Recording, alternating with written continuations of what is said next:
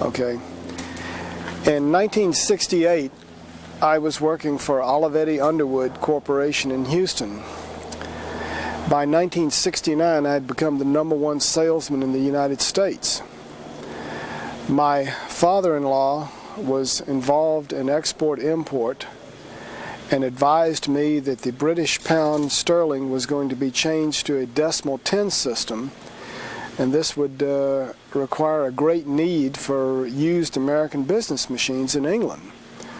So I flew to London in 1969 and set up a business to sell used machines in England. Eventually this led into Scandinavia, and I ended up in Stockholm, Sweden, working for Olivetti, or we should say Svenska Olivetti, in Stockholm, Sweden. The police chief of Stockholm secured me a work permit because I had certain knowledge of equipment in the United States that had not been introduced into Sweden, and they needed someone in Stockholm to instruct and sell this equipment. Therefore, I ended up with this work permit from the police chief. And over a period of time, I became quite successful in selling used business machines in Stockholm. Eventually, the CIA, or someone claiming to be with the CIA, contacted me and explained that much of the equipment was ending up in the hands of the Soviet Union and their satellite countries such as Poland, East Germany, and Czechoslovakia. They asked me to continue to sell my equipment and even helped me acquire certain equipment that they thought would be of some technical value to the Soviet bloc. Basically what this was a reverse sting to identify the people that were buying the equipment, and we were trying to put a trace on the equipment and see where it actually ended up. This went on for about 6 months, and eventually the CIA explained to me that I should leave because many people that were my customers were reporting that I was working for the U.S. government in more or less a reverse sting operation for technology transfer. I closed the office down and moved back to the United States and continued working for Olivetti Underwood Corporation. Then, this was about 1971. In 1972, I had a business going where I was importing motorcycles and motorcycle parts from all over the world, mostly Japan and England and Germany. The shop was broken into and a large part of my inventory was stolen. The Houston police couldn't do anything about it, and they advised me to contact the DEA because they believed that a group of drug dealers had actually stolen the merchandise. So in my conversation with DEA, I agreed to go to work for them in order to catch the people that had stolen the merchandise from my motorcycle shop. Over a period of time, I ended up making introductions to Ron Gospodarek of the Houston office. Ron is now a high official with DEA in Washington, D.C. Many large cases were made in the Houston area. One of the biggest cases was the case against the Greek heroin smuggling operation of Aristotle Onassis. I quickly learned that the DEA was only interested in pursuing this case so far. When it came to infiltrating the top echelons, they quickly dropped the case. Me being a young man, believing in my country, believing that I was doing the right thing, believing that I was helping the people of America stay away from illegal drugs, This really confused and confounded me. And eventually Ron Gospodarek and Gordon White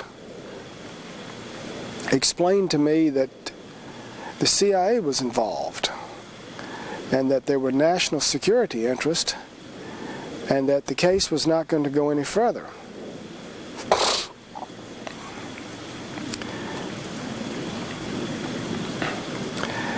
After this case was finished, the DEA sent me into Mexico, they sent me into West Texas, they sent me all over the United States. And in particular, I was involved in going into Mexico and breaking up large-scale heroin smuggling operations. There were too many of them to name. None of them were of any great significance, but the significant point is that I was working for the DEA, I was being paid, and I was an undercover agent. At one point, they advised me to become a pilot so that I could infiltrate certain drug gangs better. They paid for my training, they paid for my pilot's license, and then eventually, by about 1978, they sent me to the FAA Academy in Oklahoma City. Bill Collar, high-level agent for the DEA, trained me in DEA aircraft how to make soft field and short field landings, and trained me for ocean survival and jungle survival in case I was forced down or had to crash.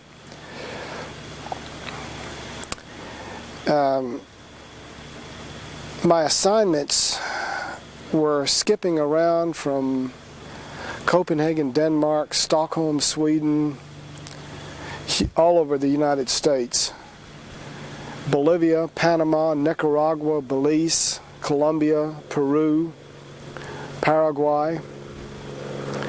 And I don't have enough time in this interview to go into great detail on what I did in each country. But again, the significant point is the DEA was using me in an undercover capacity. Specifically in 1979 in Bolivia, I began to understand the agenda of the CIA. They were there in Bolivia to make sure that the DEA only caught the small people. Sonia Atala, Walter Atala, Roberto Suarez organization, which was the largest cocaine smuggling organization in the world at that time, supplied the Cali and the Medellin cartel and the CIA with their cocaine. My job was to notify all of the large-scale Bolivian smugglers that were working for CIA on impending arrest and drug bust in Bolivia so as that the higher echelons would not be arrested. In particular, the Roberto Suarez organization was a protected organization. I was advised about Mike Levine operating out of Buenos Aires as the station chief for DEA. The movements of his informers and his agents coming into Bolivia were monitored, and I passed that information on to the Bolivian drug smuggling organizations in order that they wouldn't get caught. The CIA eventually started shipping large-scale, well, in fact, tons of cocaine into Panama, into Tucumán Airport.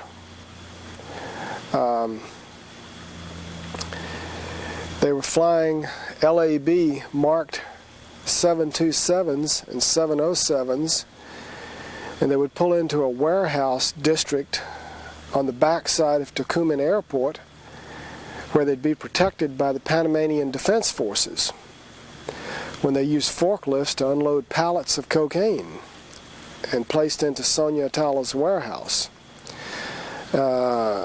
Sonia Atala also had another company on the Atlantic side of Panama in the Colón Free Trade Zone.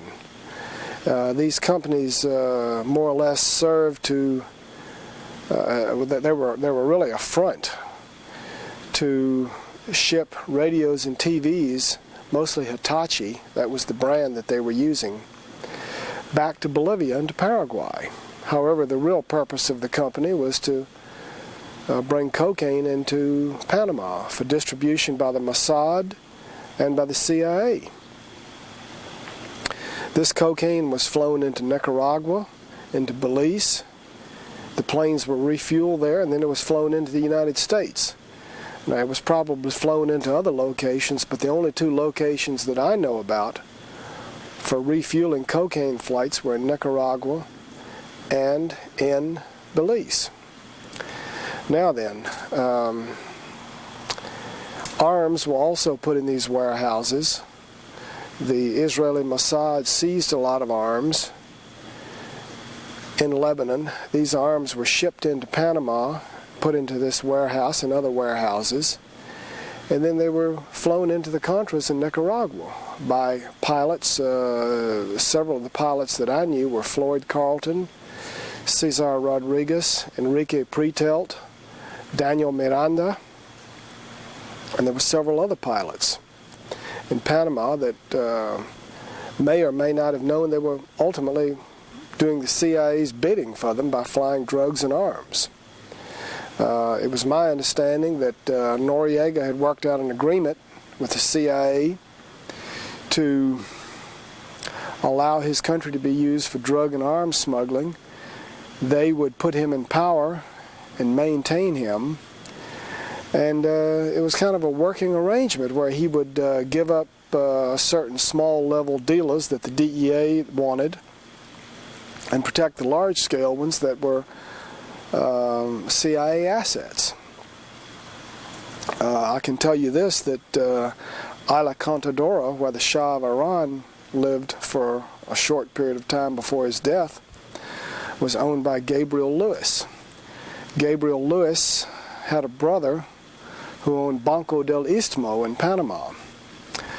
Cesar Rodriguez accepted many airplanes in Isla Contadora with money, or that was the proceeds of CIA cocaine drug smuggling operations in the United States. This money was taken to Banco del Istmo and BCCI Bank. I think it's significant that Gabriel Lewis last year, I don't know about this year, was the U.S. ambassador from Panama. I think it's also significant that just prior to the Noriega kidnapping, I don't know what else you can call it other than a kidnapping, an invasion of his country, Gabriel Lewis was rescued by a twin-engine airplane sent out of Costa Rica by Bill Clinton's friend. Which one? The banker. I can't think of his name.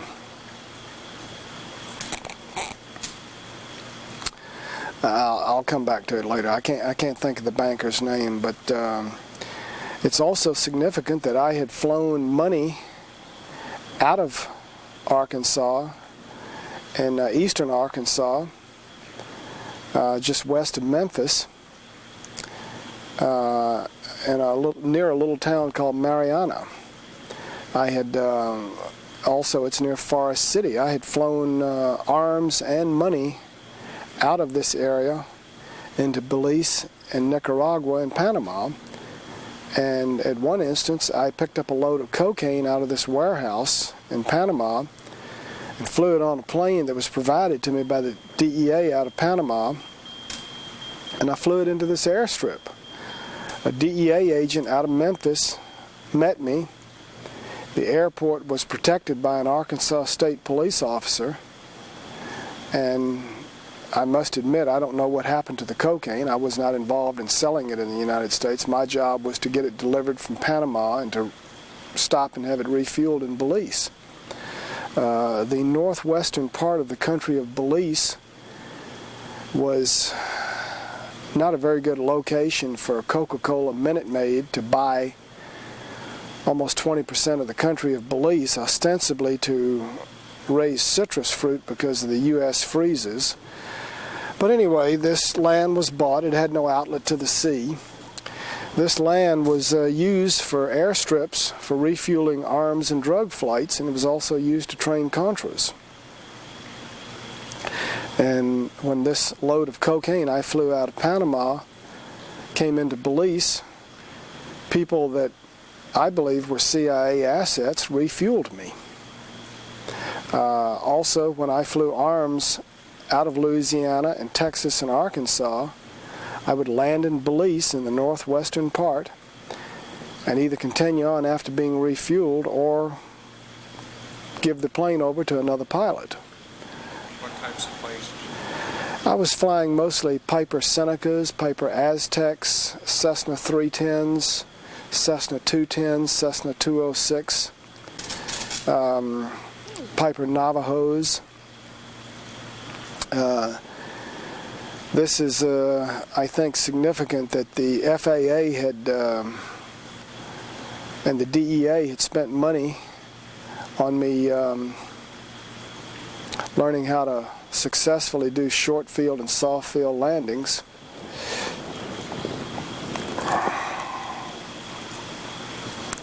need to take a break?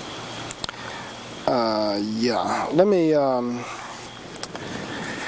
me take a break. Can I just take this off? All the creatures, comforts of home. Okay.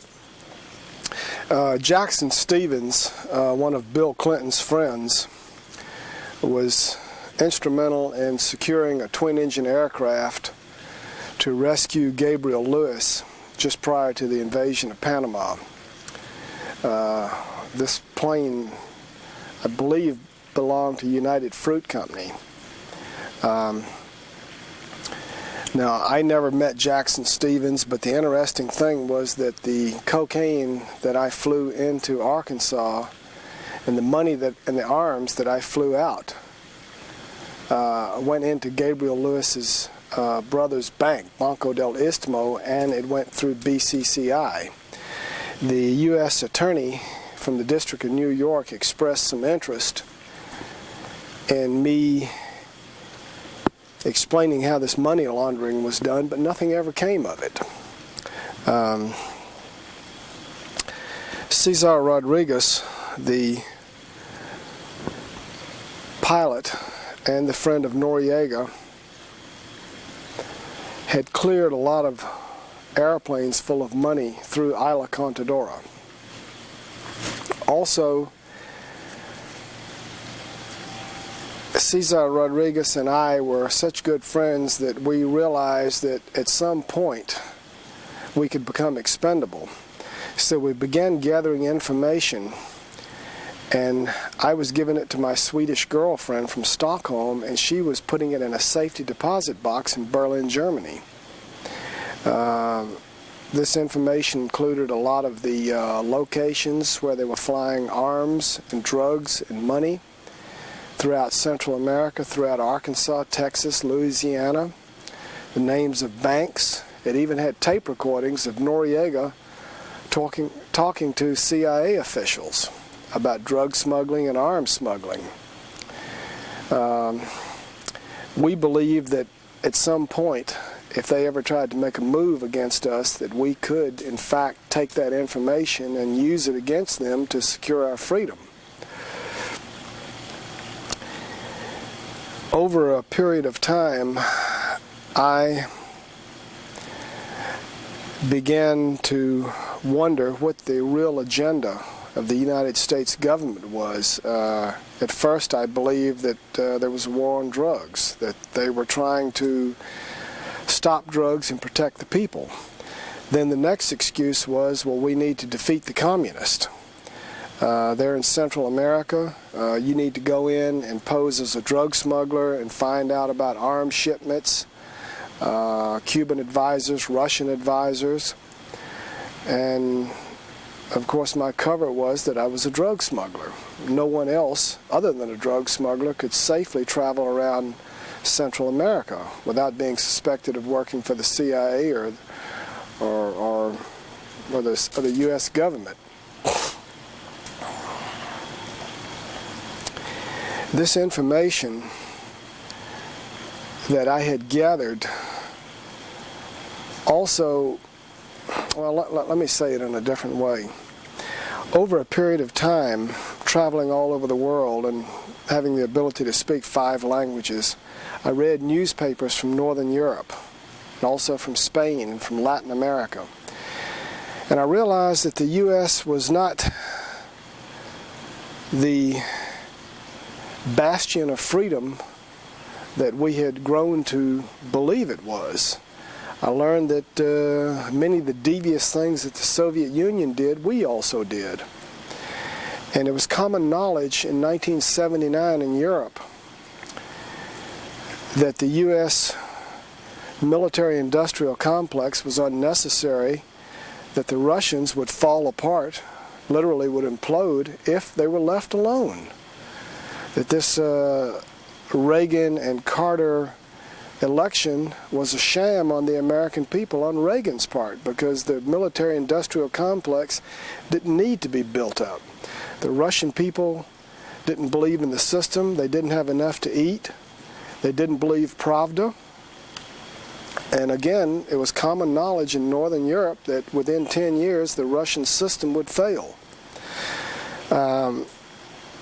Over a period of time, I began to question what I was doing, and I wanted out. My Swedish girlfriend convinced me to stop working for the DEA and the CIA, to take up Swedish citizenship, and to completely cease and desist from all U.S. activity and never come back into the U.S. again. I went to my CIA contacts in Panama and explained to them that I wanted out. They protested and told me that I couldn't get out, that I knew too much, that I was too valuable, that I'd made too many connections all over the Americas. And when I insisted, they finally gave in.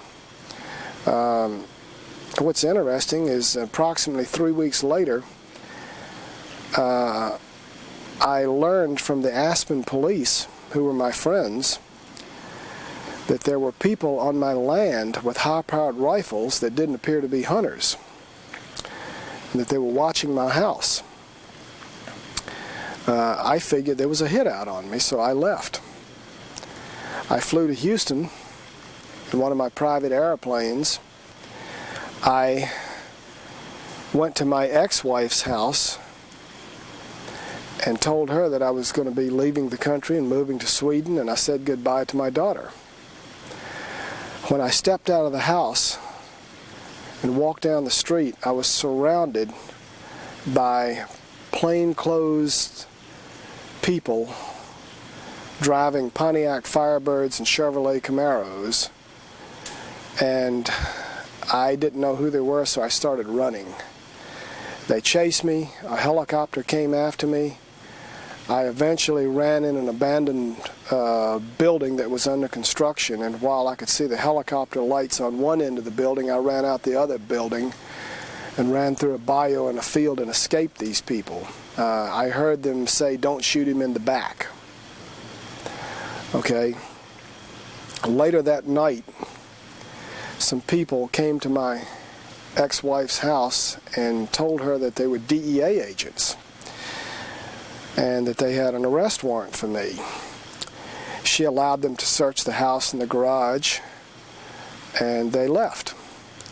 Then sometime later, my parents reported to me that Agent Richard Brazil out of San Antonio had come by the house and wanted to know where I was. My parents told him they didn't know. A week later, I contacted Ken Wincorn, an attorney in Dallas. He called the DEA 3 times within a week and offered to surrender me. They maintained that they did not want me. He called the DPS. They did not want me. So it was clear to me that whoever wanted me was going to kill me. So I continued to run. Eventually, through some of my contacts in Bolivia that worked also for the CIA, it was learned that I was in Cancun, Mexico. I was accosted, beaten, wrapped in chains by thugs that the U.S. government hired. I was brought back to the United States on an airplane in chains. I think that's called kidnapping. But the U.S. maintains that it's okay. We can go around the world, kidnap anybody, and do any illegal thing we want to. I told the Mexican authorities I wanted to go to Panama or Sweden. They said, you don't have any choice. The DEA is going to take you back, and that's it. In a pre-trial hearing, Agent Richard Brazil admitted on the stand under oath that he had purposely kept all of the information out of the DEA computer because he knew that I had very high-level connections in the DEA, and that he was afraid that I would learn about the case against me. Eventually, I learned that other DEA officials had also been arrested, and that other CIA contacts that I had flown drugs and arms with and money had been murdered.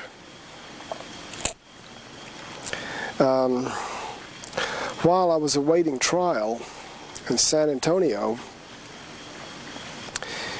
the prison chaplain by the name of Crook, it's an interesting name for a prison chaplain, but he was a nice enough fellow. He came to me and told me that I had to go to the chapel, that he had some bad news.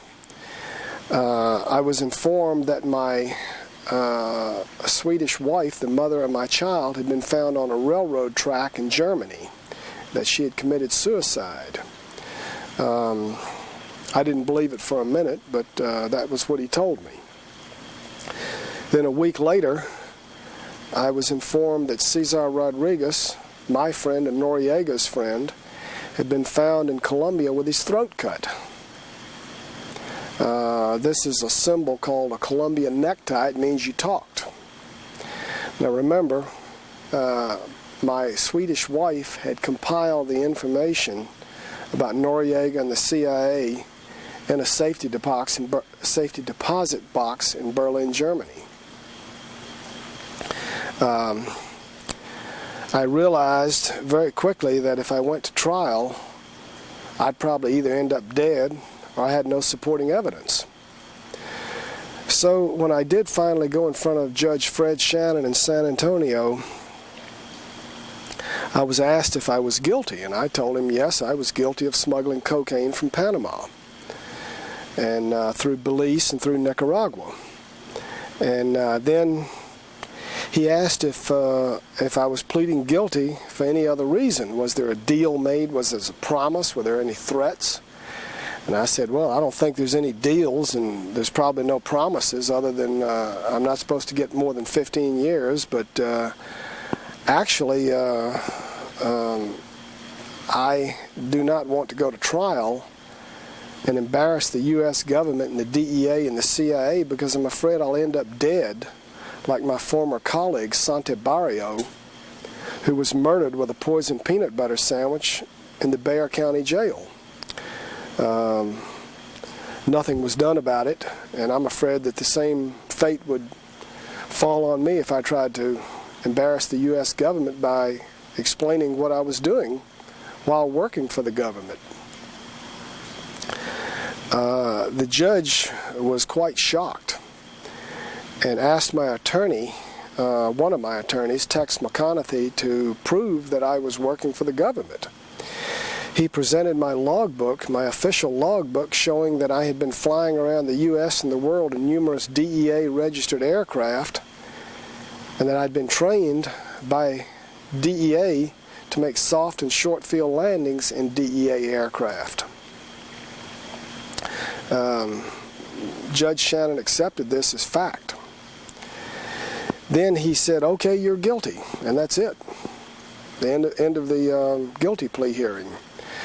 Well, according to the law, this didn't satisfy something called a factual basis for the crime.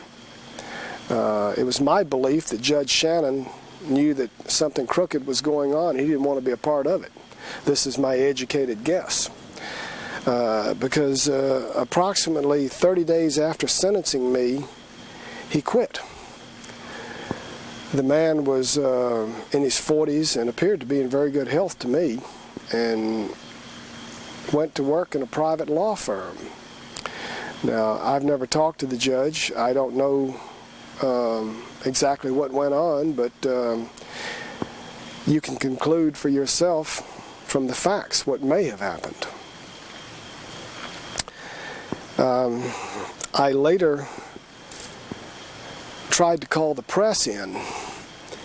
I was written up in the newspaper, and the newspaperman said that there was obviously some sort of a cover-up because there was a lot of whispering in front of the bench out of the earshot of the public. Now, the Sixth Amendment says you're supposed to have a speedy and a public trial.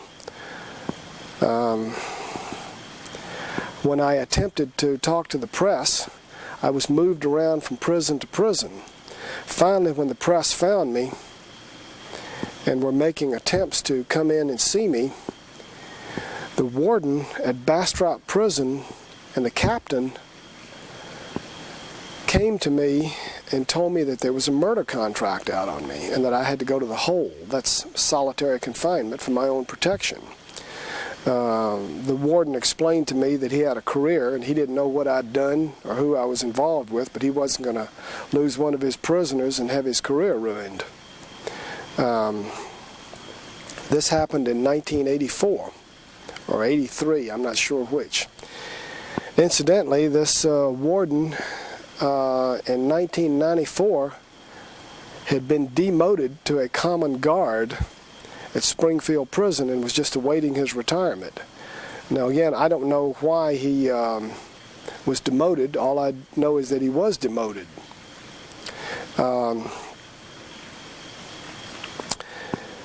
Later, my attorney that had exposed my logbook, Tex McConaughey, had a nervous breakdown and has never practiced law since then. I don't know why he had the nervous breakdown. All I know is the facts that he did have one, and he has not practiced law. Incidentally, I stayed in the hole for 90 days, and then I was let out of the hole and went back in front of a different judge, Hippolito Garcia, and I was offered a chance to have a new trial or plead guilty.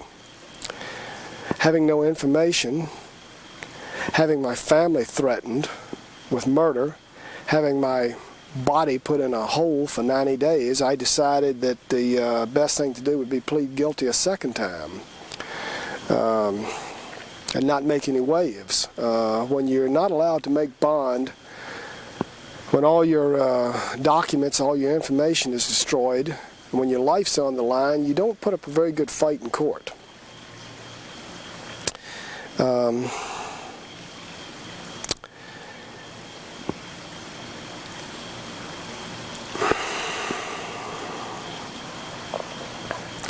After release from prison in 1986, I stayed in prison approximately 3 years.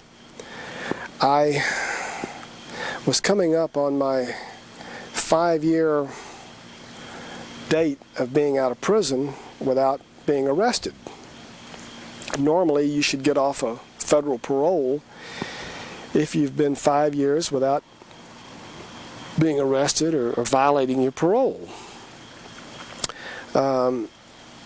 Because of my criminal record, I was unable to secure meaningful employment, so I was washing airplanes as a living. I phoned my parole officer, a Mrs. Barron out of Arlington, and told her secretary that I was going to Austin. Her secretary advised me to come in and get a permit. I was remiss, and I didn't go in and get the permit. I went to Austin anyway. While down there and while washing planes, I was approached by Robert Nestor for the Department of Public Safety Air Smuggling Detail. Since he had been protecting me on my arms and drugs flights from the early 80s, I knew him well. And in fact, I was planning on going into the Noriega trial and explaining to the jury about the cocaine, drug smuggling, arms smuggling operation out of Panama and Bolivia and Nicaragua into Texas, and how Nesterov was protecting these drug flights. So, to make a long story short, Nesterov and his friends showed up, arrested me and two other gentlemen.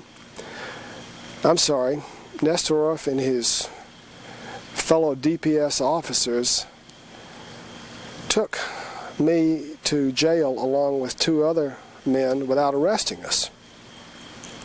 They searched the plane, they searched several cars, they searched several houses, and the next morning they returned to jail and said, "Let them go. We can't find any laws they've broken." So I started to walk out of jail, and they said, "No, hold this guy because we're going to get his parole violated for being in Austin without a permission from his parole officer." I told these DPS officers, including Nesterov, that that was not their job, that it was my understanding that if there was a violation, I'd deal with my parole officer. And since they didn't have an arrest warrant, that I'd just leave and go back to Dallas and talk to my parole officer.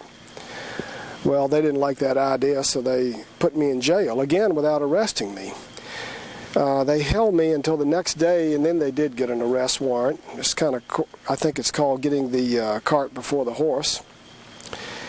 Then, 90 days later, they took me into the back room of Bastrop Prison near Austin without an attorney, without the public being present, and I was charged with being out of bounds, and I pled guilty to being out of bounds because I technically did not get the written permit, even though the parole officer knew where I was. The penalty for this was 60 days. When I left the room, I kind of felt that these parole commissioners were up to something. 5 minutes later, when I came back, they told me they had made up an additional charge of smuggling drugs in a conspiracy utilizing my flying ability, and that this activity was similar to my previous activity, and instead of 60 days with good time, I should get 20 months with no good time. I protested that, and I have it on tape, that Nesterov was a liar, a drug smuggler, and that he was getting to me to keep me from testifying in the Noriega trial. They said that that didn't matter to them. Later, I appealed this conviction, and I asked for the specific drug that I was smuggling, the country I was smuggling it from, to, and through. I asked for the names of the co-conspirators. I asked for the specific airplane, and I wanted to know when I did it. The parole commission said that my conviction was affirmed because I failed to convince them in my appeal that I was not doing what I was accused of. Now, I'm not a rocket scientist, but this seemed like to me it was an Orwellian thought crime. I don't know what else it could be.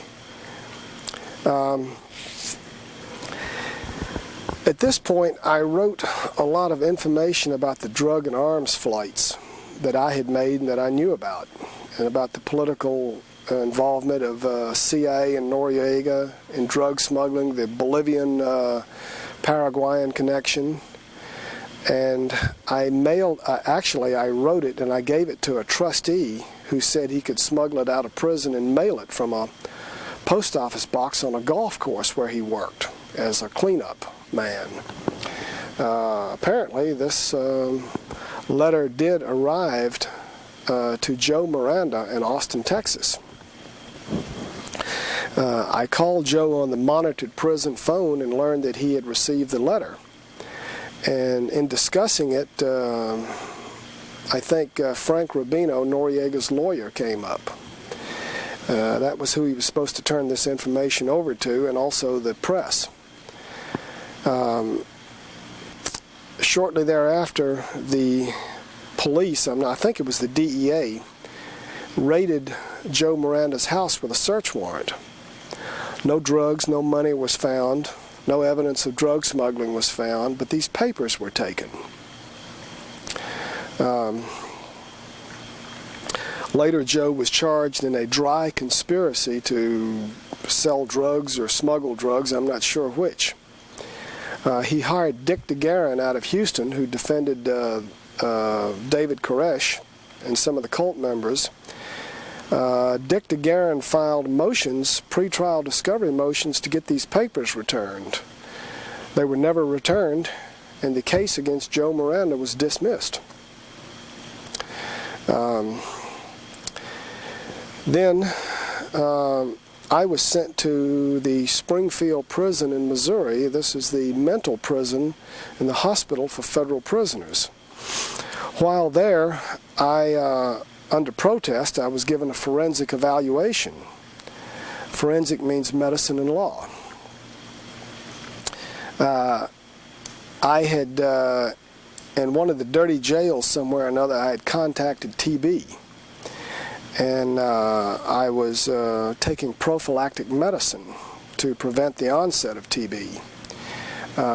While en route from Springfield back to Montgomery, Alabama for a competency hearing, I was taking my TB medicine in a small county jail. The elderly black nurse turned her back, and I stole my forensic evaluation out of my medical jacket. It clearly stated on it, "No psychosis found." It was signed by the chief of the department at Springfield. I mailed this to author Rodney Stitch, who wrote about me in Defrauding America. Then when I got to Alabama, I was again ordered to undergo a second psychiatric examination by Dr. Guy Renfro.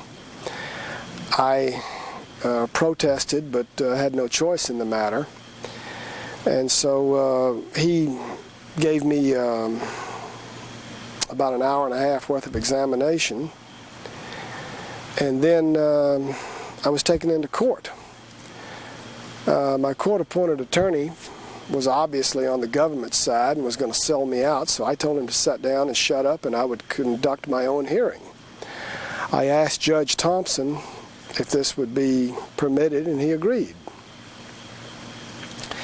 In questioning Dr. Renfro, I proved that he had contacted Dr. Murad in Springfield and had discussed my case with him. I asked the doctor, Dr. Guy Renfro, several questions.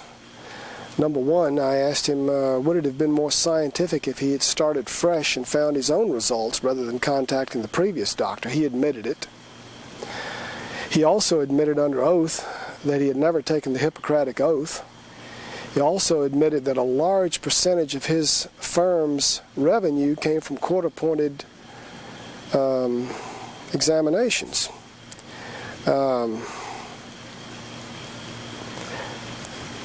I thought that I had done a good job. Everyone else in the court thought I had done a good job, and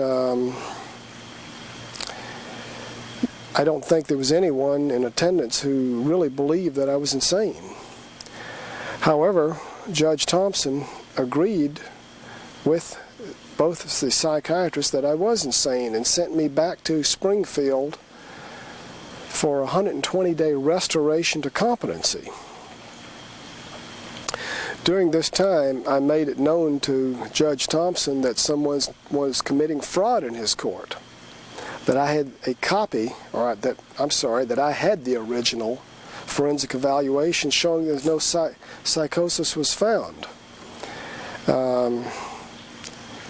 This didn't seem to impress the judge, and so he again committed me to a second 120-day observation.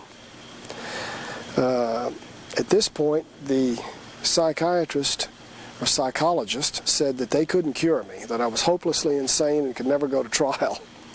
So they were going to take me back to court and dismiss this case due to the fact that I was insane and couldn't assist my attorney. I think they were worried about what I'd say in court and that no one would really believe the government. So they decided instead to keep me in Springfield and just do everything by mail rather than have me go back to court. I was given a dangerousness hearing by a committee of quacks at Springfield to determine if I was a danger to society, if I might injure someone or property or myself if I were released. And the only truth came out that I agree with from this whole thing, that I was no danger. So I passed the dangerousness hearing. Then, rather than dismiss it due to incompetency or insanity, Judge Thompson dismissed it in the interest of justice. I believe this is the only escape from a federal prison that has ever resulted in a dismissal in the interest of justice.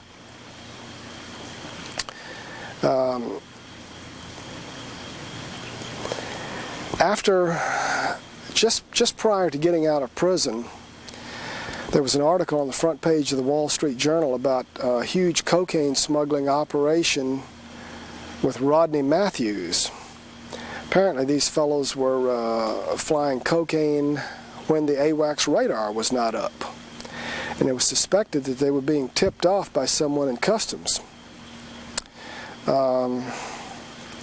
Then later, it was revealed that Richard Cardwell of U.S. Customs had been arrested for smuggling 25 tons of cocaine, along with my old friend Robert Nestoroff of the DPS, who wrote the report that stated that I was smuggling cocaine that I was in this conspiracy to smuggle an unknown drug from an unknown country with unknown co-conspirators.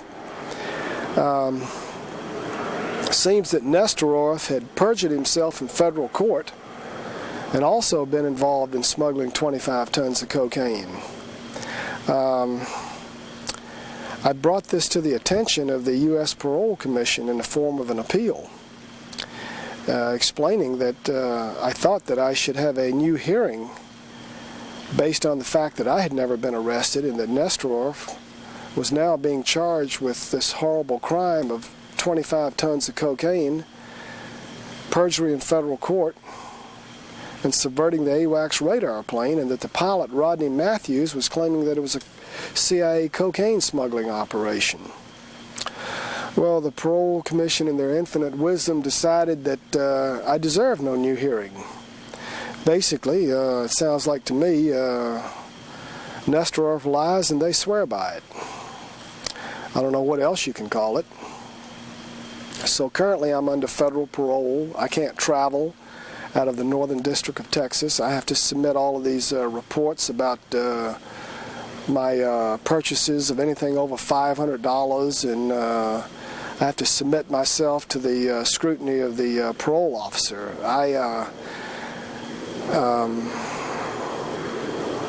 I believe that this is something like the Communist Party block officer issuing an internal passport for travel in the old Soviet Union. I believe that the military-industrial complex that Eisenhower warned about in his farewell address has evolved into the prison-industrial complex. Let me go back a bit. Ron Gospodarek and Gordon White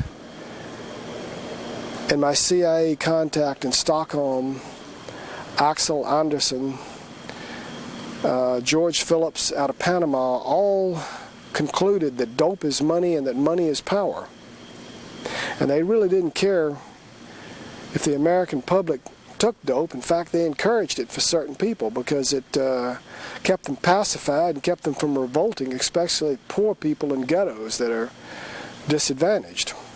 The thing that concerned them was that the wrong people would make money off of it. And if any money was to be made, the U.S. government was going to make the money and control it. I, at one time, believed that the cocaine that I smuggled into the United States would be sold to buy arms. The arms would be used to defeat the Sandinistas. As I stated earlier, I had reported on Cuban and Soviet advisors, as well as Soviet military equipment in Nicaragua. While I was moving around as a drug dealer, I encountered a lot of Soviet arms. This I reported to the CIA. In one instance, a village where I had been buying drugs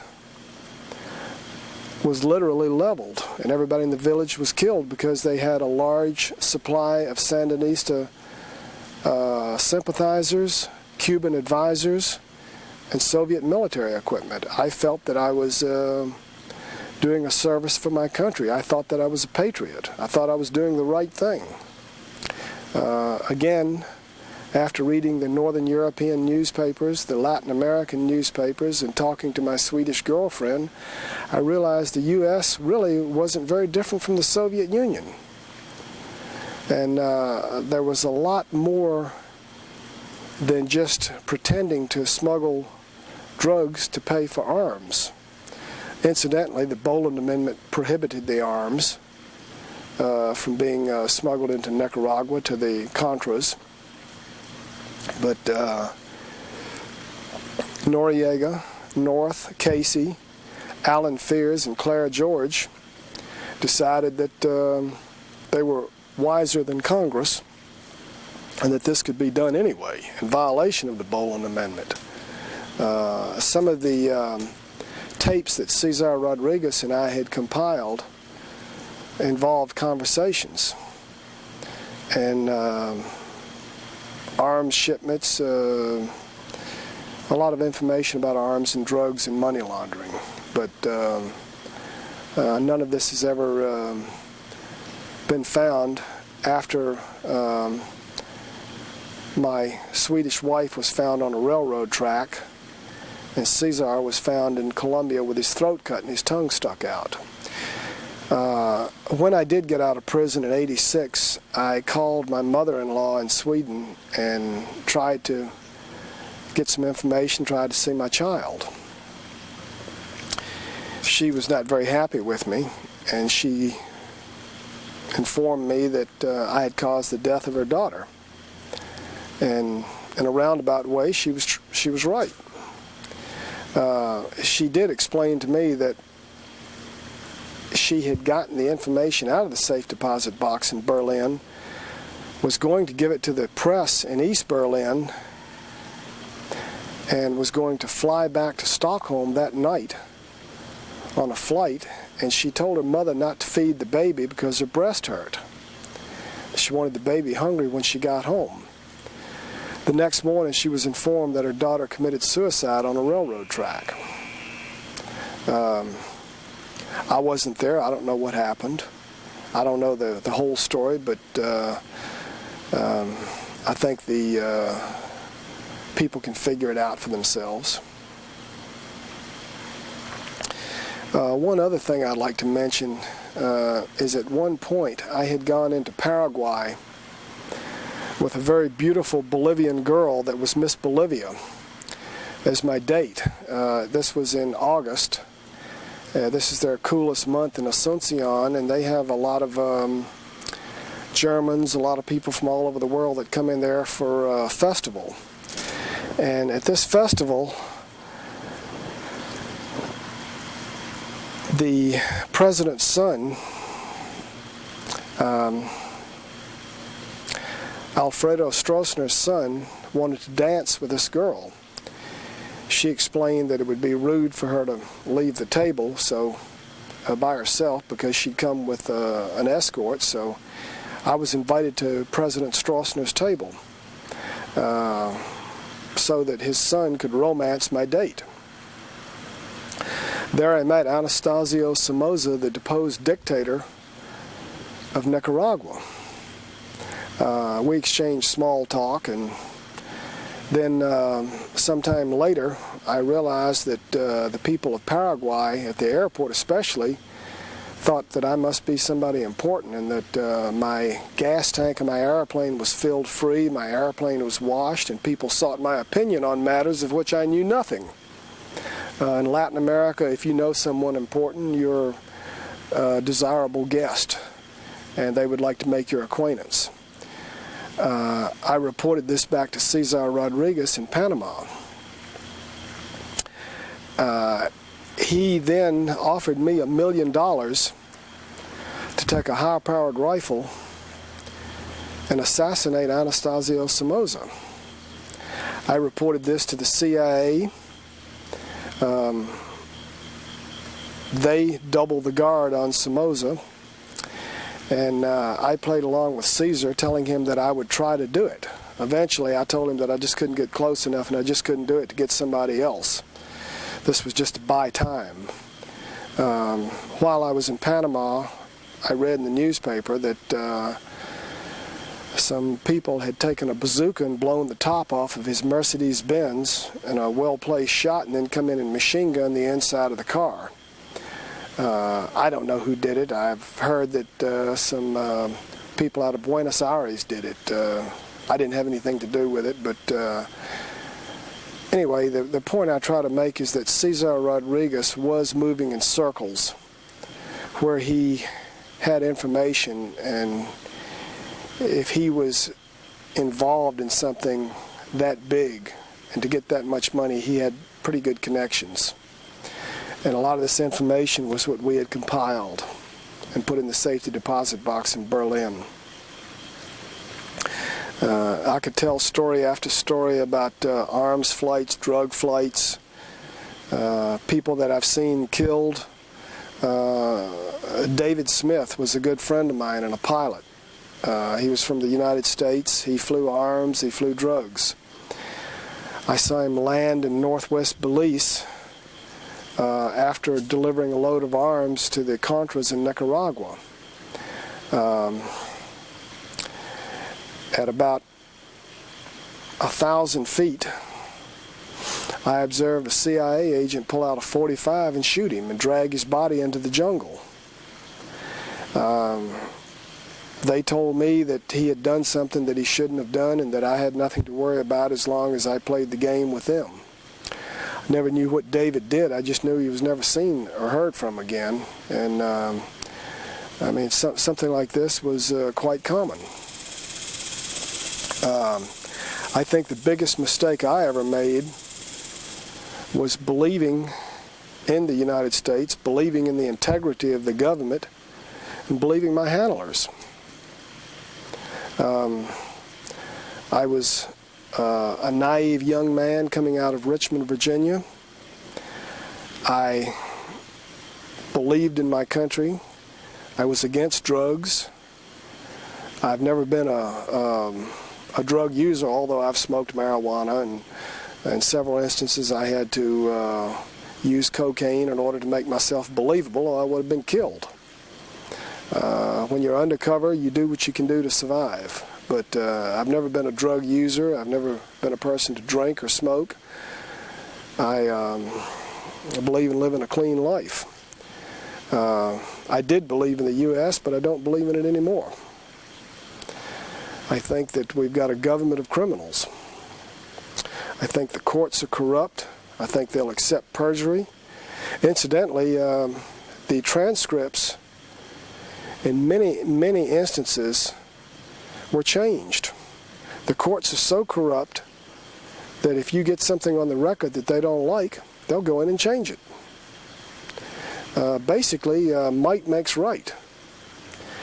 And the law is whatever they say it is. I think that this country was founded to get away from such laws that the English imposed on us. I thought we'd had enough of the British Court of the Star Chamber, the Spanish Inquisition, and the French Lettre de Cachet. But I think history is repeating itself. And until the law has some integrity, then the country has no integrity.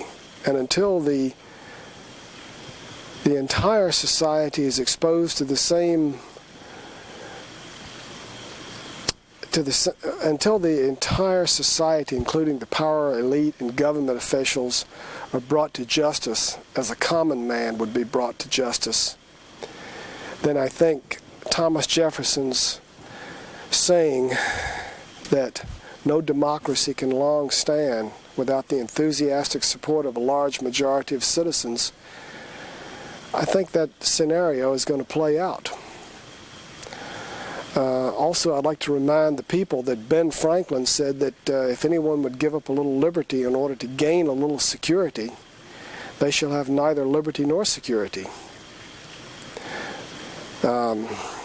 These are just my opinions, but the facts are that I worked for the government. They paid me. I was an undercover agent. I was not arrested for drug smuggling or drug dealing. I did not have to work off a case.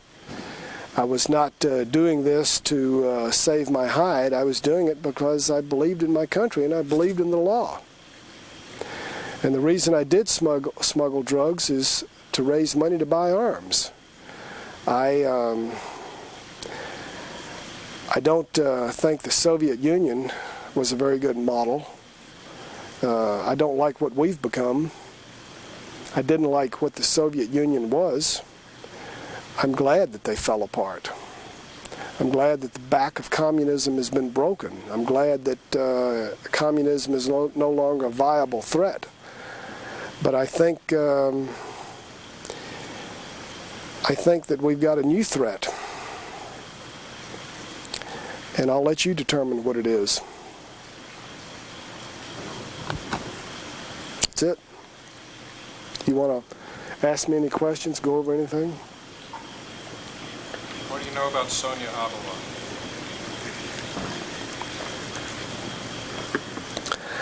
Sonia Atala and Walter Atala were working with the Roberto Suarez organization. They were supplying the Medellin and the Cali cartel with cocaine and the CIA. In Bolivia, the police would hang around the airport and catch hippies trying to smuggle an ounce out hidden in their boot or in their underwear.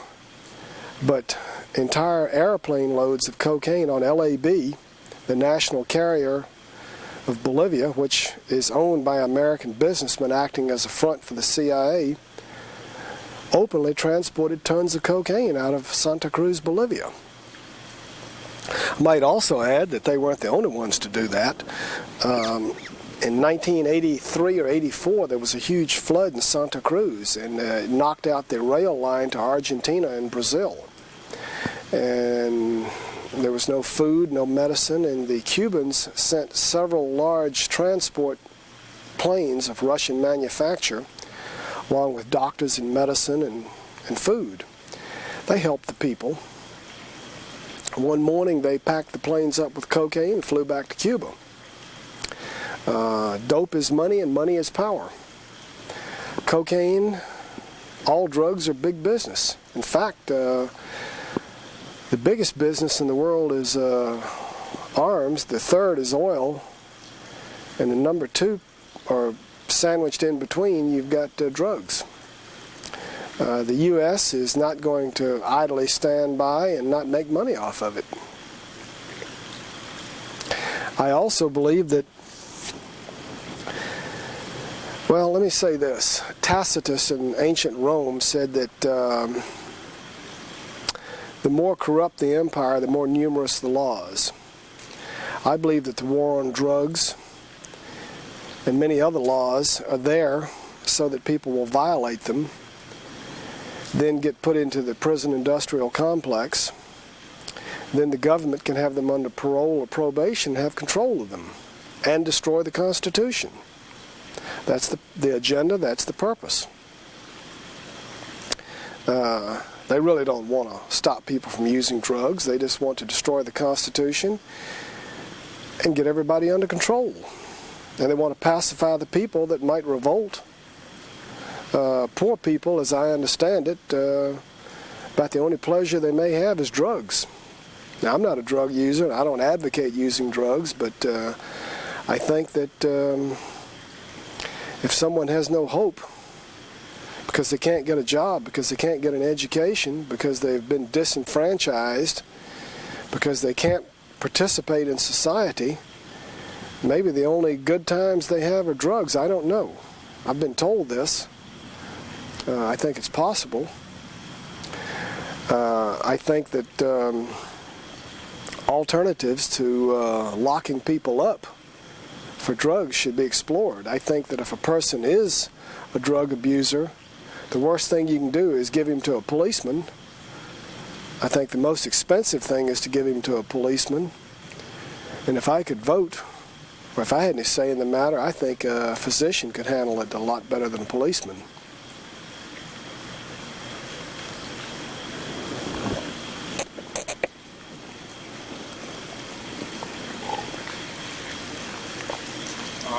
Corruption at the top. I mean, who knows what's going on? How far does it reach? Who doesn't?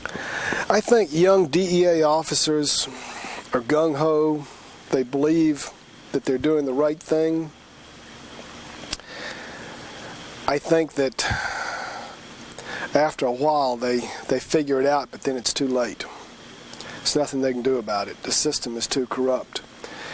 In 1976 or 77, a lot of CIA people were transferred over into DEA. I think the DeFeo report showed at one time that there was some sort of a plan where the CIA could control the DEA for economic and political reasons. I don't know what's in the report, but I think it's worth looking at. I also know that that my job, while in the DEA, was to act as liaison to the CIA and protect the Roberto Suarez organization, the higher level of the Roberto Suarez organization, being arrested because they were cooperating with the CIA. Again, they caught the little guys, but none of the big guys. Causing you any problems? Michael Levine was sending his informers into Bolivia, into Paraguay. I believe that from the information I had that Michael Levine was trying to arrest them. The CIA didn't want them arrested, and I warned people several times that his informers were trying to catch them, and they took evasive action. I was doing my job. So was Michael. Apparently he was.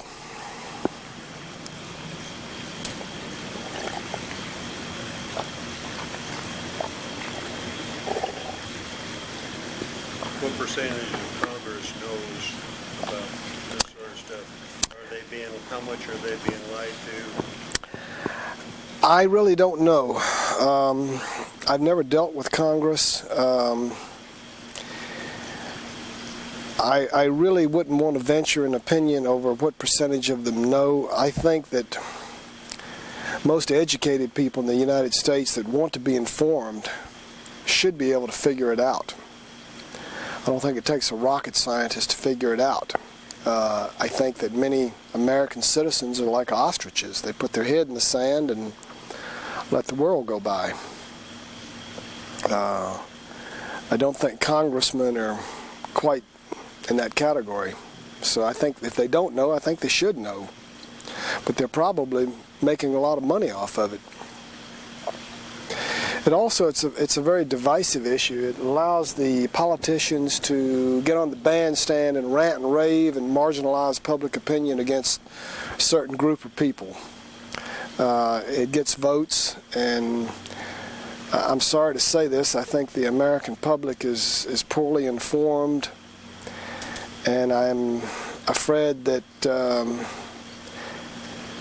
the average American is not very well educated as compared to the rest of the world, and I think the power elite want it that way. Uneducated people that are working too hard, that don't have enough time to do anything, can be easily manipulated. Can be easily manipulated. So busy trying to make a living, they don't have time. Most people are so busy trying to make it that they don't have time, and then the other people that know about the situation are making money off of it.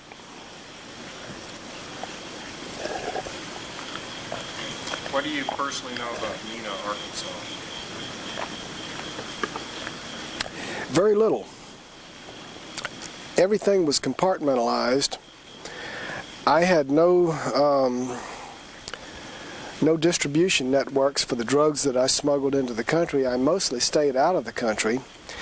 The only thing I can say is that the load of cocaine that I flew into Marianna, Arkansas, was taken by another pilot in a westerly direction.